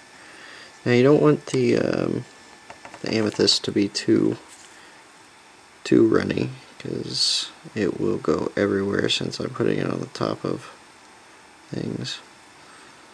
I'm only going to do a couple sections at a time because I need it to be able to blend with the other purple that's being used with my medium. So now you might be asking why I didn't do this all at the same time. That's a personal preference. I didn't want to have the brightness detract from me just putting on base colors. I could have done it all at once. Probably would save a little bit of time, but I feel like it starts getting a little bit too distracting, actually.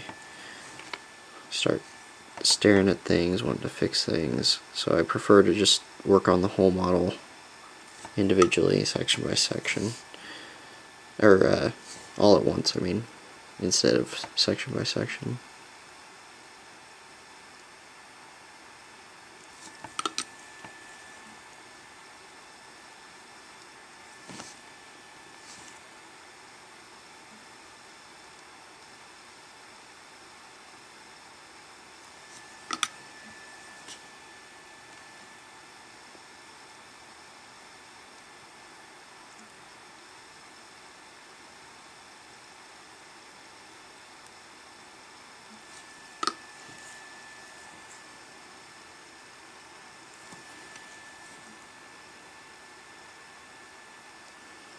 Now, obviously this is wildly different than speed painting. I'll have like speed painting tutorial eventually, but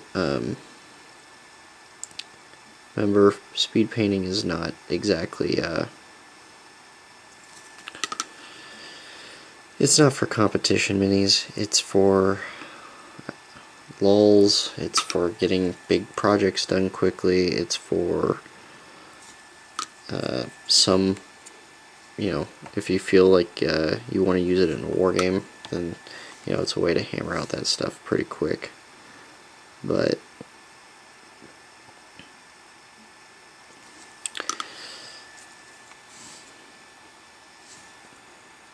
I got to the one time I went to ReaperCon, I got to the their final round of speed painting, and I didn't win it, but my gosh, I got close.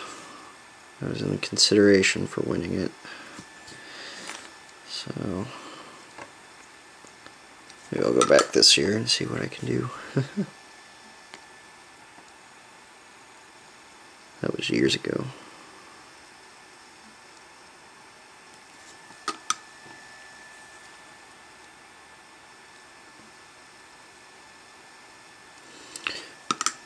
Yeah, the biggest problem I tried to do was tried to do blonde hair, and we only got red, white, or red, yellow, and blue, and black, and white to work with. And I was trying to do blonde hair, so I was trying to do a lot of mixing, a lot of changes, and you can't just use just straight up you know, yellow for blonde hair. It's blonde hair is not just yellow. It's got brown. I guess platinum blonde isn't even that. It's got white in it, or white highlights and whatnot. So I can't even. I couldn't do it. Essentially, is what it boiled down to, and it just didn't look clean in my opinion. It looked good for, you know, the 10 minutes or whatever we worked on it, but yeah, it didn't look as good as the brunette mini.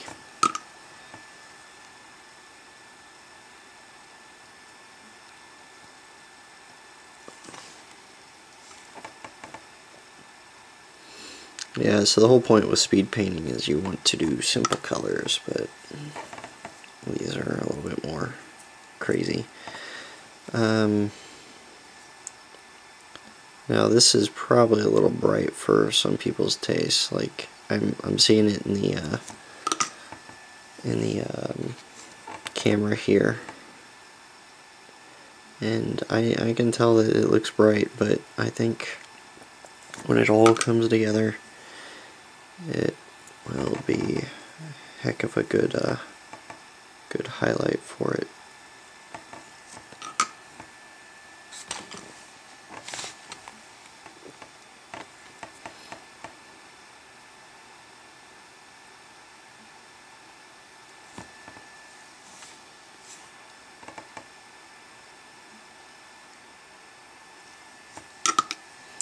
Okay, let's do a little bit more pink on here. I think I got it on too light.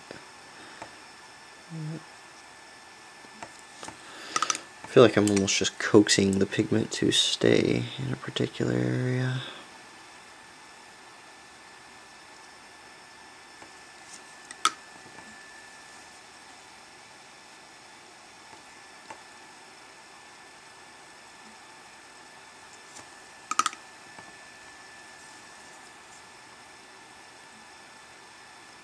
Okay.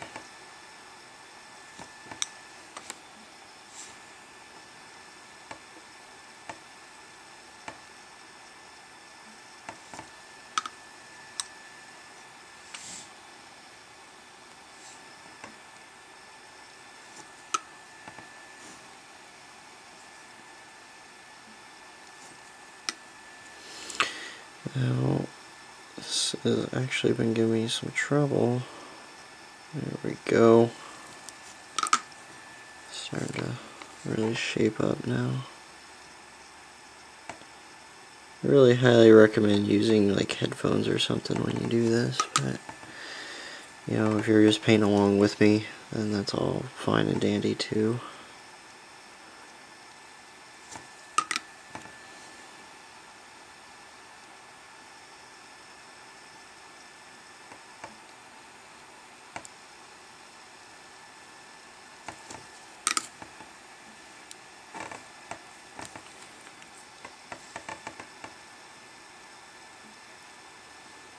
I'm sure some people probably only just want to see the finished product, but that's okay.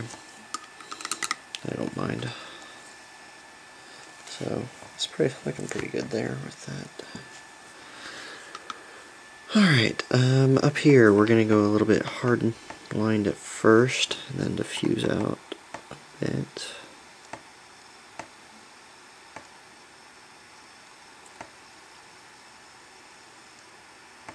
So I'm doing this because I already know I want a hard line at certain points, and then I'm going to put the more diffused stuff on top of it.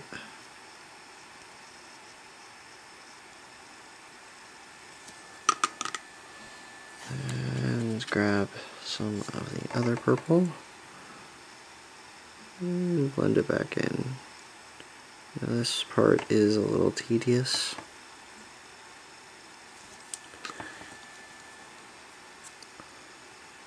And I'm just going to wet it down with that. There we go. There we go. And of course the cat wants in here while I'm doing this.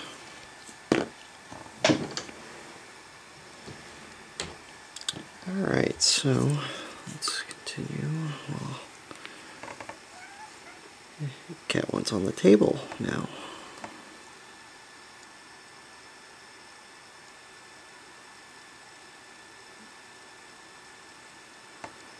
If you see a giant cat jump up here, I apologize.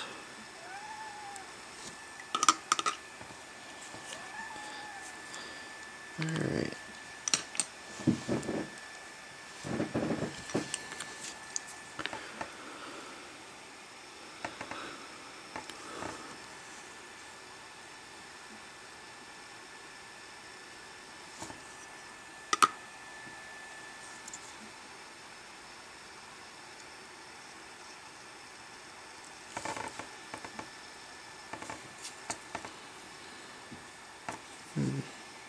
I'm not liking how this turned out on this side.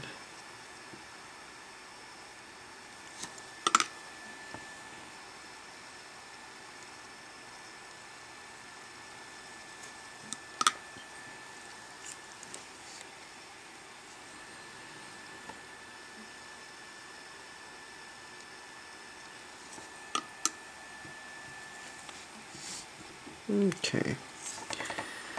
So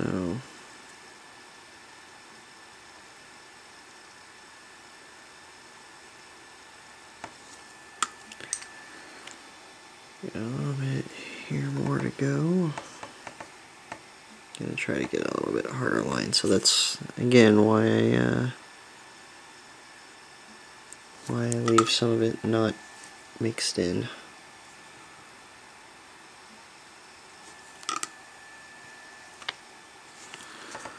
Ugh, I feel like I'm wrangling paint.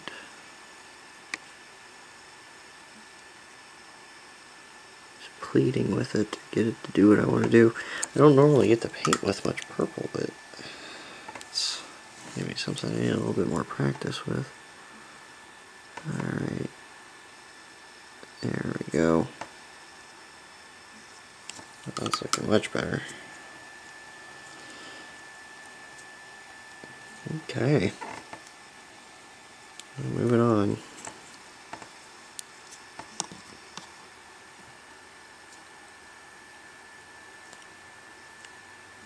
Okay.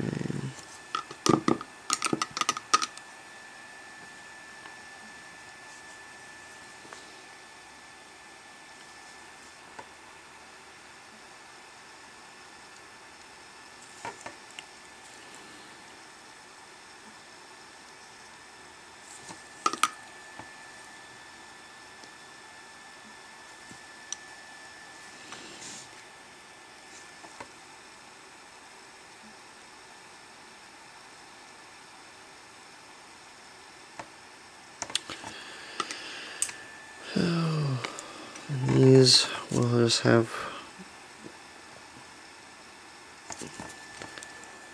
See, it's too runny, but I need it.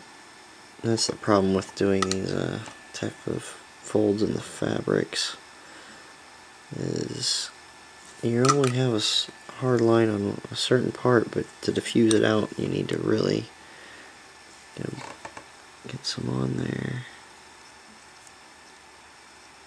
Alright, there we go, on the edge. Grab some more of my other paint and blend it back in. Okay, and that other paint is too light for that edge, so I'm going to pull some out. And it'll self-blend in with the darkness I already did underneath. So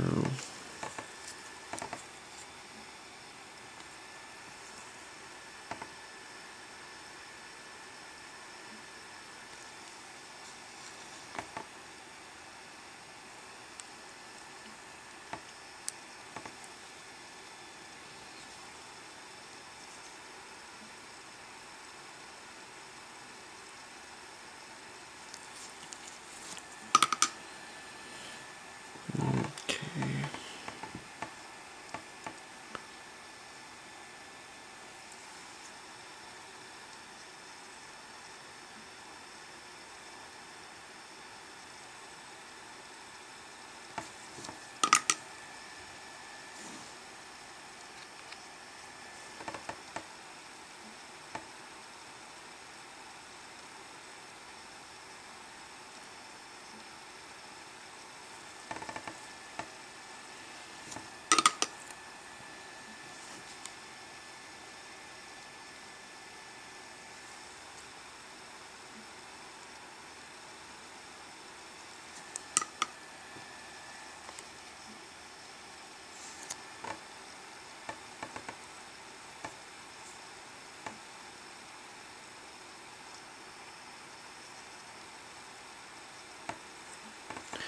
This is all the really super tedious stuff. Super tedious. That's all there is to it. Anyway, I'm going to finish up this purple on this arm and the hat, and I'll show you when I'm done.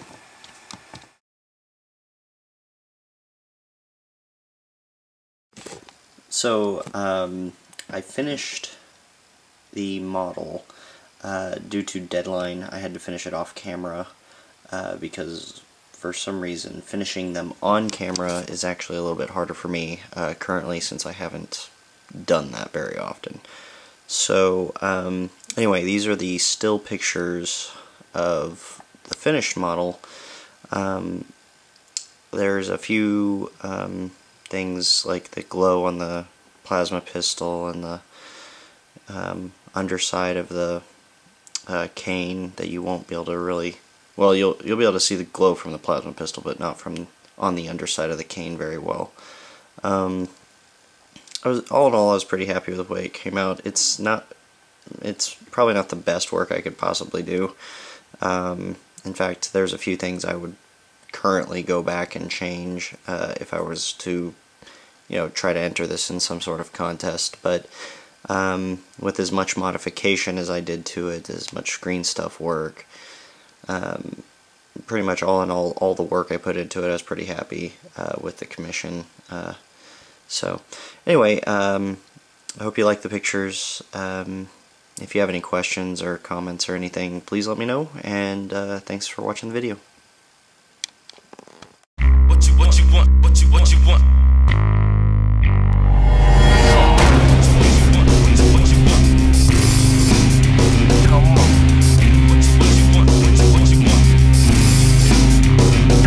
Come on.